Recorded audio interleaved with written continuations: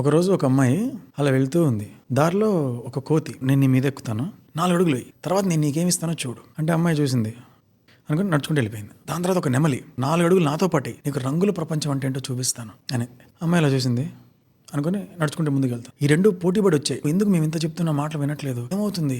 అమ్మాయి ఏం చెప్పింది తెలుసా? నాకు అదంతా కాదు, నేను ఒక స్టూడెంట్ని, చదువుకొని మంచి నాలెడ్జ్ గెయిన్ చేసి దాంతో కొన్నాళ్ళు పని చేసి తర్వాత ఒక బిజినెస్ పెట్టి మా అమ్మ నాన్న వాళ్ళని బాగా చూసుకోవాలి, అది నా కర్తవ్యం, నేను అది చేసుకుంటా అని చెప్పి వెళ్ళిపోయింది. ఈ కథలో ఉంచు. ఇప్పుడు నీకు ఒక విషయం చెప్పబోతున్నా. మనకు ఒక గోల్ ఉంటుంది కదా, అసలు గోల్ ఎందుకు పెట్టుకోవాలి తెలుసా? ఆ గోల్ని అచీవ్ చేయాలి, లైఫ్ లో ముందుకు వెళ్ళాలి అని ఒక గోల్ పెట్టుకుంటాం. కానీ దాని వెనక ఇంకొక ఇంపార్టెంట్ విషయం ఒకటి జరుగుతుంది. అసలు నీ గోలే లేదనుకో, నిద్ర లేస్తావు, ఏం పని చేయాలి? ఫ్రెండ్ ఫోన్ చేస్తాడు, అరే మా అక్క పెళ్ళిరా, పక్కన ఊర్లో వెళ్దాం పదరా. ఇంకోటి ఫోన్ చేస్తాడు, అరే సాయంకాలం మంది వేద్దాం రా, వేద్దాం. ఒకటి ఇది నేను చెయ్యాలి, ఈ డేస్ లో ఇన్ని ఫినిష్ చేయాలి, ఇది నేను నేర్చుకోవాలి, ఇది సాధించాలని ఒకటి పెట్టుకోలేదు. అలా పెట్టుకున్నప్పుడు ఏం చెప్తావంటే, అరే రారా అంటే, లేదరా ఈరోజు ఈవినింగ్ ఈ పని ఉంది, నేను రాను, నువ్వు వెళ్ళు. మొత్తం ఆక్యుపై అవుతావు. అసలు గోల్ పెట్టుకునేది ఎందుకు అంటే నువ్వు ఒక దిశగా వెళ్ళడానికి. అది సాధిస్తావా సాధించవా తర్వాత సంగతి. A person who is not committed to anything can be distracted by everything. ఇంతకుముందు ఆ అమ్మాయి ఇంకా వేరే ఏ డిస్ట్రాక్షన్స్ కి తను డిస్ట్రాక్ట్ అవ్వలేదు. మనం కూడా అంతే, ఒక పని పెట్టుకున్నాం అనుకో, ఆ పని మీదే ఫోకస్ ఉంటుంది. మిగతా వచ్చి అరే మామ 5,000 పెట్టరా, 1,00,000 వస్తుందంట అంటే పని ఉంది నాకు, అది కాదు. ఒకవేళ నీకు ఆ గోల్ లేకపోతే అన్నిటికీ డిస్ట్రాక్ట్ అవుతావు, చివరికి ఎటు పోలేవు. నువ్వు ఇలా జరిగిపోయిందని తేరుకునేలోగా సగం జీవితం అయిపోయి ఉంటుంది. ఏది చెయ్యాలి